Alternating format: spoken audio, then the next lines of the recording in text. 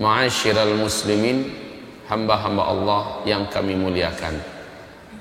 Hari kiamat sudah diambang pintu. Kiamat pasti terjadi. Seluruh makhluk pasti mati. Alam semesta hilang. Makhluk yang paling terakhir dibunuh oleh Allah adalah iblis. Seluruh malaikat telah dimatikan. Yang tersisa hanyalah malaikat maut dan iblis. Maka Allah berfirman, hai iblis, hari ini janji telah ditepati.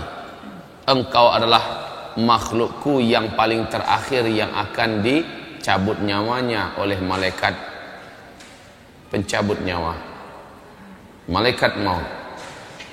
Iblis melolong, menjerit kesakitan, sakaratul maut. Iblis, kata Rasulullah, menggema sampai ke arasy Allah. Kematian iblis adalah akhir daripada keberadaan makhluk yang ada. Sisa satu lagi, malaikat maut pun dibunuh oleh Allah Subhanahu wa ta'ala, habis. Kemudian selama 40, kata Rasulullah, Allah biarkan alam semesta ini senyap, kosong, sunyi, sepi selama 40. Abdullah ibnu Abbas mengatakan, kami tidak tahu itu 40 hari, 40 bulan, atau 40 tahun, atau bagaimana. Hanya Rasulullah mengatakan selama 40 Allah biarkan alam semesta ini sepi, sunyi, tidak ada apa-apa. Bumi sudah hilang, langit sudah hilang, bintang-bintang, galaksi, apapun yang ada sudah lenyap seluruhnya. Hanyalah Al-Wahidul Ahad yang tetap, yang wujud. Kullu man 'alaiha fan. Seluruh yang ada di alam semesta menjadi fana, hilang. Wa yabqa wajhu rabbika dzil jalali wal ikram. Tinggal satu saja, dialah sang pencipta alam semesta.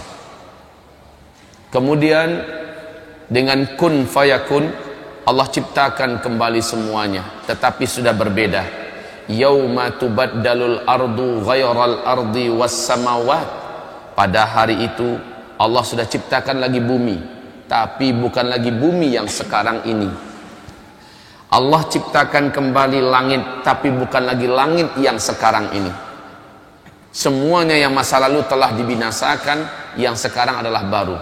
Bumi yang nanti datar, bukan bulat.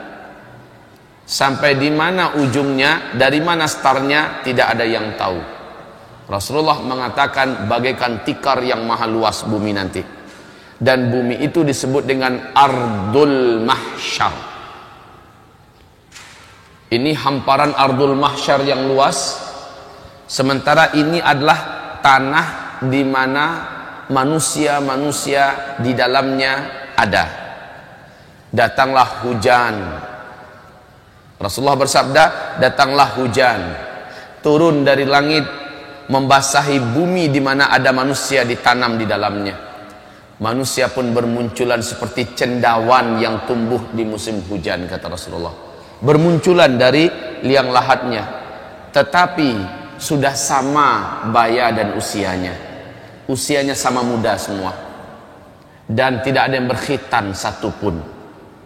Laki-laki, wanita, tidak ada yang memakai pakaian satupun. Telanjang bulat. Muncul. Dan mereka sebaik muncul langsung tahu kemana harus mereka pergi. Langsung seluruhnya tahu kemana mereka harusnya pergi. Kaum muslimin yang kami muliakan, mereka seluruhnya menuju ke hamparan padang mahsyar.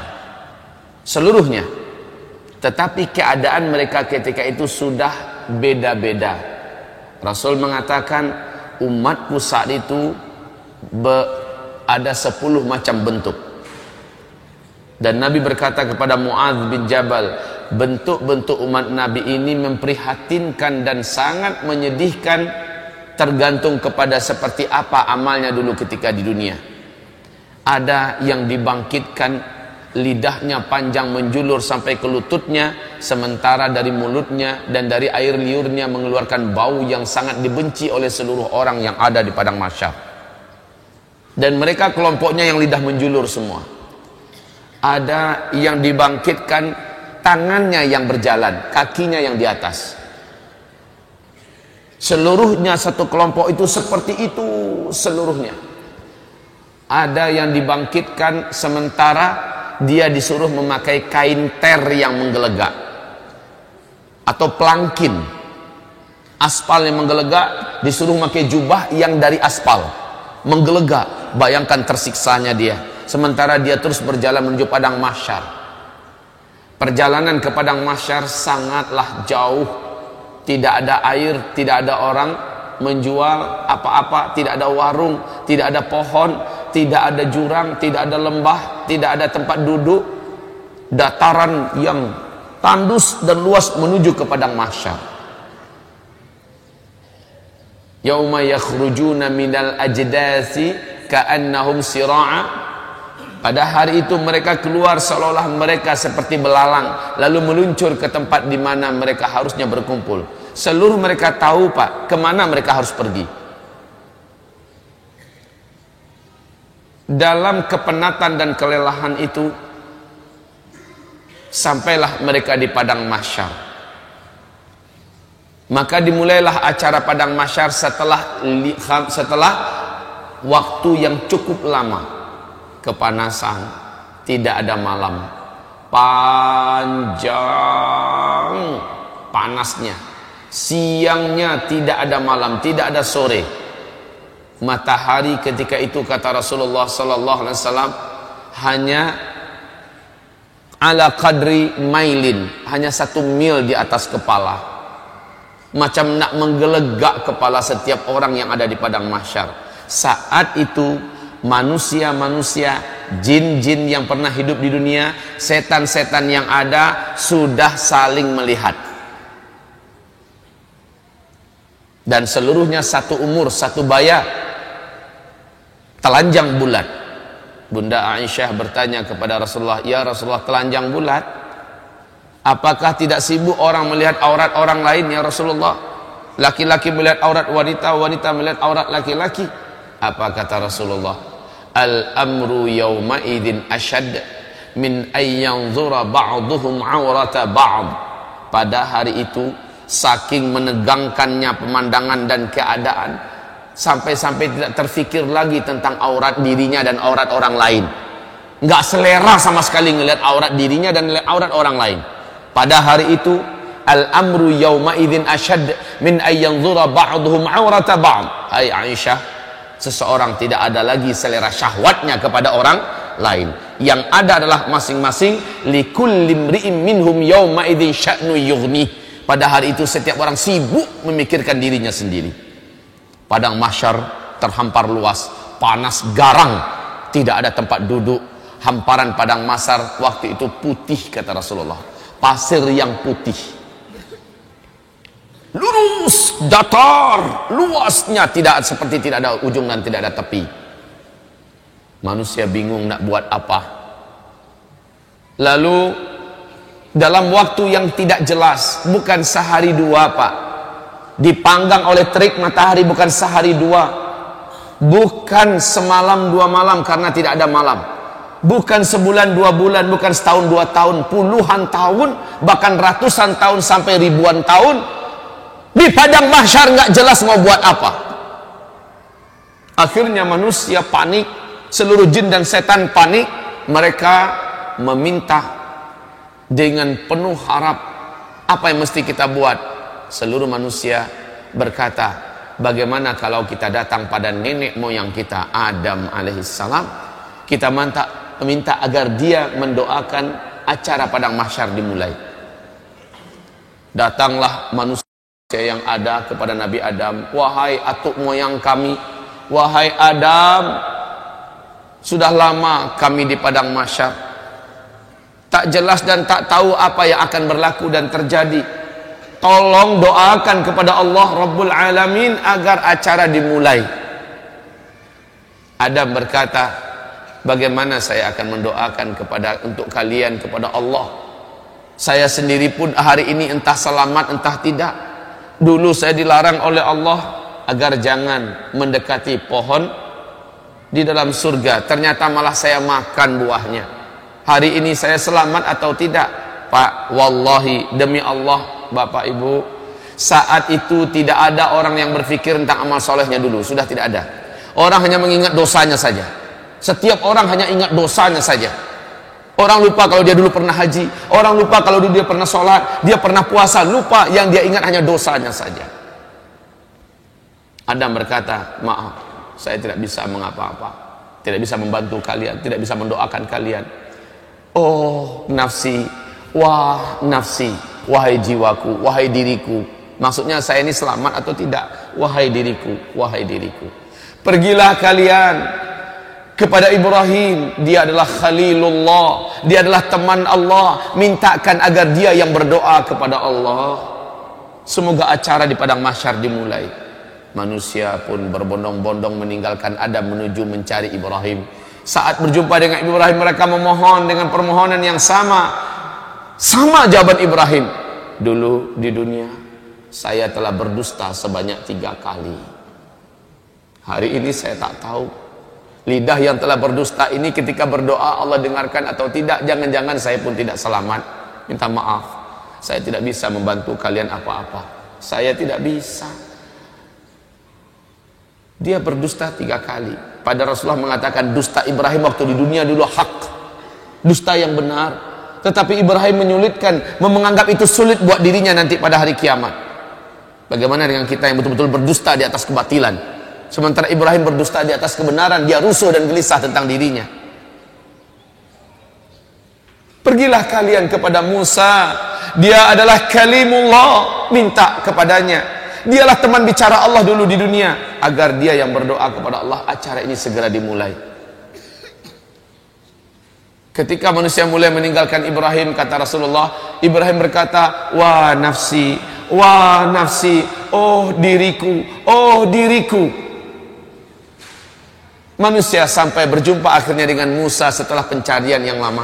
Setelah berjumpa, wahai Musa, bla bla bla bla bla. Musa berkata, aku dulu di dunia membunuh orang, hari ini aku selamat atau tidak? Minta maaf, saya tidak bisa membantu kalian. Berdoa kepada Allah untuk kalian. Hari ini saya entah selamat entah tidak. Pergilah kalian kepada Isa, dia adalah Ruhullah, orang yang tidak pernah buat salah, orang yang tidak pernah buat dosa. Isa, pergilah kalian kepadanya. Maka manusia pun mencari di mana Isa. Seluruh manusia menyebar mencari di mana Isa. Saat Isa ditemukan, mereka langsung memohon. Lagi-lagi jawaban Isa adalah minta maaf. Bukan wewenang saya pada hari ini untuk menolong kalian agar acara padang mahsyar dimulai. Lalu kaum muslimin, pergilah kalian kepada Habibullah, kekasih Allah, Sayyidul Anbiya wal Mursalin, Muhammad sallallahu alaihi wasallam. Minta kepadanya agar dia berdoa kepada Allah supaya acara dimulai. Manusia pun datang berbondong-bondong ketemu dengan Nabi Muhammad. Mereka memohon. Apa kata Nabi Muhammad? Saya orangnya. Saya orangnya pada hari ini diberi wewenang untuk menolong kalian. Maka kata Rasulullah, saya pun sujud dengan sujud yang lama, sujud yang dalam dan panjang. Akhirnya Allah berkata, hai Muhammad, angkatlah kepalamu, utarakan apa yang engkau mau, permintaanmu pasti dikabulkan. Nabi Muhammad pun mengangkat kepala dan berdoa, ya Allah, telah lama kami di padang mahsyar. Sesungguhnya hamba-hambamu ini sudah patut dan pantas untuk mulai diurus. Ya Rabb, mulailah acara padang mahsyar. Allah pun mengabulkan berkat doa Nabi Muhammad. Acara padang mahsyar dimulai. Bagaimana tandanya? Awan datang, lalu awan itu bersibak. Malaikat turun bersaf-saf dari langit. Waja'al malaku wal malaku, dan para malaikat datang saffa, dalam keadaan bersaf-saf. Seluruh malaikat diam, mulut mereka terkunci. Sementara mereka bagaikan raksasa-raksasa yang sangat perkasa di hadapan jin dan manusia yang ada di hamparan padang mahsyar. Malaikat berbaris-baris bala tentara Allah yang perkasa-perkasa, diam seperti ketakutan, pucat tegang. Malaikat saja tegang, Pak. Ketika acara dimulai, la haula wala quwata illa billah, seluruh manusia mulai tertunduk ketakutan, khususnya orang kafir. Ternyata apa yang dijanjikan Allah dulu ternyata benar. Akhirat ada, ternyata benar, padang mahsyar ada, dan ini acara akan dimulai. Kaum muslimin yang kami muliakan, berbagai macam keadaan manusia di pemandangan padang mahsyar. Kalaulah kita ada waktu, inginnya saya bercerita tentang dahsyatnya padang mahsyar, tapi waktu kita bukan untuk membahas itu sekarang. Rasulullah bersabda, akhirnya yang akan masuk neraka sudah diputuskan siapa-siapa orangnya. Mereka pun digiring dengan paksa oleh para malaikat-malaikat yang perkasa. Beberapa di antara mereka mencoba melarikan diri. Di mata malaikat yang mencoba melarikan itu ibarat kutu-kutu kecil. Kemana mau lari? Disentil kembali. Ada yang diambil, ditendang. Kaum muslimin yang kami muliakan, akhirnya mereka diseret, lalu dibawa dan dilemparkan ke dalam neraka. Sementara orang-orang beriman dan orang munafik mengalami hisab. Setelah proses hisab, dinampakkan amalan mereka, ditanya. Setelah itu mereka ditimbang amalannya. Setelah itu mereka digiring untuk menuju ke suatu daerah yang maha gelap. Daerah tersebut diawali oleh pintu yang maha besar, bab. Di dalam surah Al-Hadid Allah ceritakan pintu itu di bagian luarnya terang, di bagian dalamnya gelap. Manusia disuruh masuk. Ketika mereka masuk, gelap gulita. Khusus orang yang beriman langsung bercahaya tubuhnya. Ada yang cahaya satu orang sebesar gunung besar cahayanya. Langsung terang benderang. Padahal dia satu orang. Ada yang satu orang hanya sebesar bukit cahayanya. Ada yang satu orang sebesar onta cahayanya. Ada yang satu orang, kata Rasulullah, hanya sebesar tangan ini cahayanya. Ada yang satu orang hanya sebesar jari telunjuk saja cahayanya. Ada yang satu orang sebesar ruas kukunya saja cahayanya. Ibarat lampu yang kecil itu, sebesar itu yang dia punya. Di kegelapan itu dia mengandalkan cahaya yang dia punya. Orang munafik tidak ada bercahaya sedikit pun dalam kegelapan. Orang yang bercahaya dapat berjalan dengan cepat menuju ke titian, menuju ke sirat yang membentang antara padang mahsyar dengan ujung daripada ngangaan neraka jahanam yang menuju ke pintu surga sana. Mereka meniti. Kata Rasulullah, luasnya ngangaan neraka jahanam itu, ngangaan tahu sih? Lubang. Luasnya, kata Rasulullah, seandainya seluruh galaksi yang ada, seluruh apa yang ada di alam semesta dimasukkan ke dalam muat, saking besarnya, Pak. Bayangkan jauhnya titian yang harus ditempuh. Sementara di bawahnya, kalau ada yang terjatuh, kata Rasulullah, 70 tahun lamanya melayang di apa? Baru nyampe di dasar. 70 tahun lamanya. Kaum muslimin yang kami muliakan, hamparan yang ada tergantung pada amal orang. Ada yang hamparannya besar dan luas, dia bisa melaju dengan kecepatan tinggi. Rasulullah bersabda, orang-orang bergelantungan kebanyakan. Nampak dipandang, satu orang itu punya satu titian, bukan satu titian untuk bersama. Satu orang punya satu titian. Titian itu tergantung pada amalnya. Ada yang titiannya menjadi kecil dan setajam mata pedang. Itu yang harus ditempuhnya. Sementara orang yang macam ini adalah dosanya banyak dulu di dunia, dan dia seorang yang beriman kepada Allah. Dosanya banyak, amalnya sedikit. Sementara kata Rasulullah, di atas titian itu, dari bawah menyambar semacam kail, semacam kail dari api menyambar, menyambar-nyambar. Sementara dari atas menyambar lagi yang lain. Betul-betul dalam keadaan diuji. Dan kaum muslimin, panasnya hawa dan asap neraka jahanam itu gelap, Pak. Gelap. Kata Rasulullah, sepanas-panas api yang Allah ciptakan adalah api neraka. Api yang paling panas itu berwarna hitam gelap.